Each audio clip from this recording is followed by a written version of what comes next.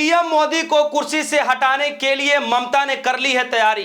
ममता, सोनिया, राहुल की मीटिंग ने बीजेपी की बढ़ाई टेंशन। जो ऑफर ममता को कांग्रेस ने दिया, ममता ने हां कर दिया है। जी हां दोस्तों, यानी कि अब ममता को दिल्ली से रोकना बीजेपी के लिए अब बस की बात नहीं रह जाएगी। क्या ममता को चुनाव हरवाकर बीजेपी ने बड़ी गलती कर दी है? क्या ममता अब दिल्ली में खेल करने की तैयारी करने जा रही हैं? दोस्तों, बड़ी खबर आ रही है कि जिस ममता ने कुछ दिनों पहले ही कहा कि दिल्ली से केंद्र सरकार का अस्तित्व खत्म हो जाएगा, गिर जाएगी सरकार, अब ममता दिल्ली पहुंच चुकी है।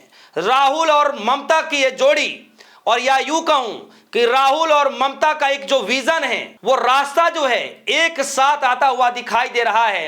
क्योंकि राहुल गांधी ने जो बातें कही और जिस तरीके से ममता बनर्जी ने जो बातें कही कि किसी भी हर हालत में 1 साल के भीतर मोदी सरकार गिर जाएगी।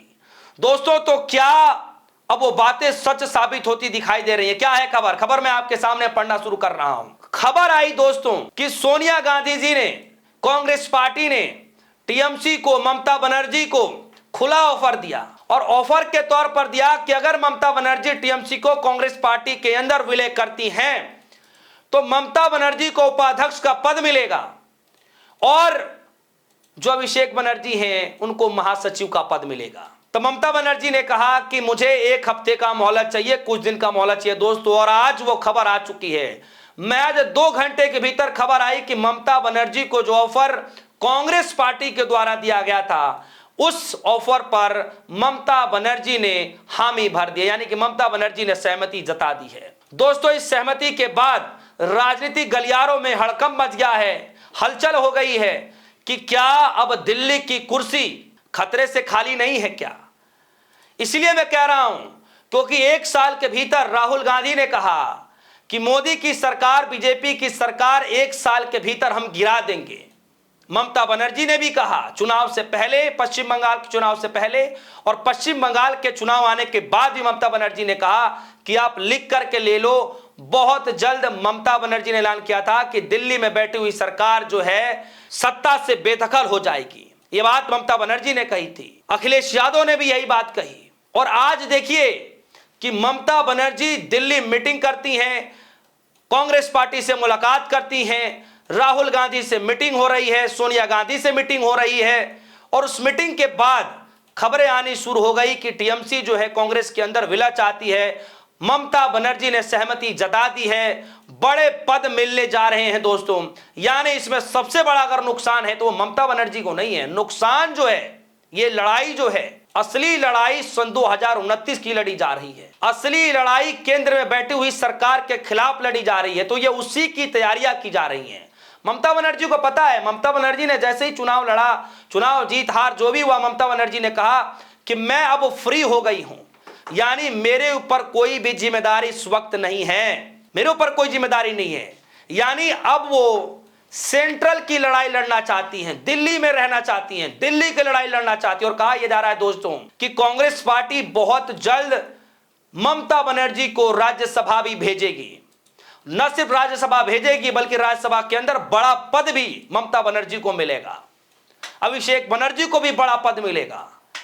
और मैं आपको बता दूं कि बड़ा पद मिलने के बाद ममता बनर्जी को टीएमसी में विलय करने, जो है ममता बनर्जी टीएमसी को कांग्रेस विलय करने के बाद क्या कुछ बदल जाएगा।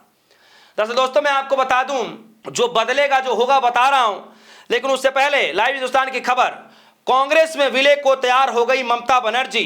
जी हां, लेकिन ममता बनर्जी के भतीजे ने कुछ अलग डिमांड कर दी। डिमांड वही है कि भाई क्या पद मिलेगा, कैसे मिलेगा, वही डिमांड है। वो तो दोनों पार्टियों के बीच की सहमति है, किस तरीके से सहमति बनेगी, क्या क्या कुछ होगा, वो आने वाली बात पर है।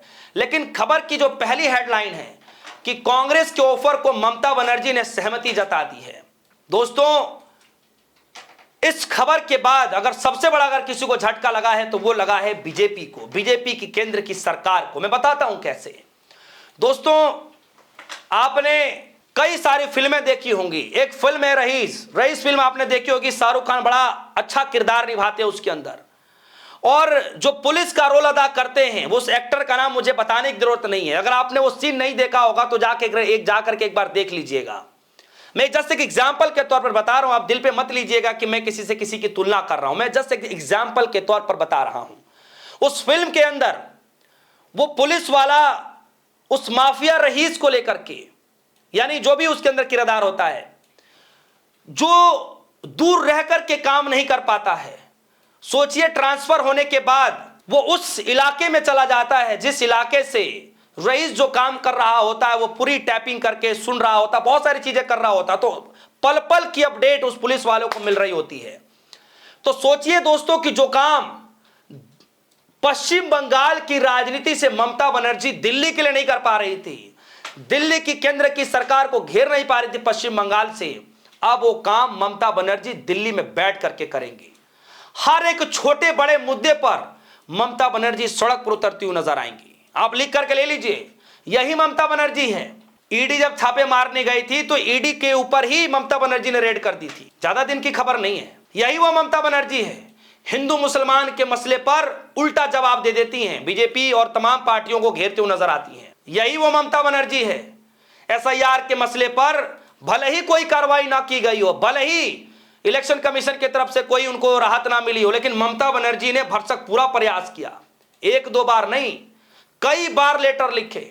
यही ममता बनर्जी है जो मौजूदा हालात में सीएम रहते हुए सुप्रीम कोर्ट का रुख अख्तियार करती हैं, सुप्रीम कोर्ट में जाकर के खुद पैरवी करती हैं।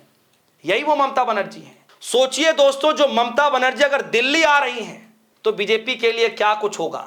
आप सोच करके देखिए कि वही दिल्ली का जनता मंतर, वही संसद भवन, वही सदन जब चल रहा होगा और ममता बनर्जी जब सड़क पर उतर करके विरोध प्रदर्शन कर रही होंगी तो इंडिया गठबंधन को इससे बल ही मिलेगा।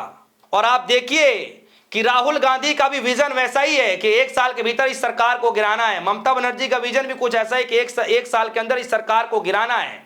अब जब दोनों पार्टी और दोनों पार्टी का नेतृत्व जब एक पार्टी में तब्दील हो जाएगा तो सोचिए कि केंद्र सरकार के लिए लड़ना कितना मुश्किल हो जाएगा। कहां कहां पर बचाव बीजेपी करेगी। तो दोस्तों, आने वाले वक्त में क्या कुछ होने जा रहा है, आपको क्या लग रहा है? ममता बनर्जी वो जिस तरीके से लड़ाई लड़ती हैं, जिस तरीके से बयान देती हैं, अपने वर्चस्व के लिए जानी जाती हैं, अपने काम के लिए जानी जाती हैं, उस ममता बनर्जी को हरा करके बीजेपी ने बहुत भारी गलती कर दी। क्या सच में आपको भी ऐसा लगता है? दोस्तों, क्या सच में बीजेपी की सत्ता, मोदी सरकार क्या एक साल के भीतर गिर जाएगी? ममता बनर्जी और कांग्रेस पार्टी की ये जोड़ी क्या वाकई कमाल करने जा रही है? आपकी जो भी राय होगी वीडियो कमेंट सेक्शन में समझाइएगा, अपनी राय रखेगा। फिलहाल के लिए दीजिए इजाजत, देखते रहिए डी सोनी। धन्यवाद।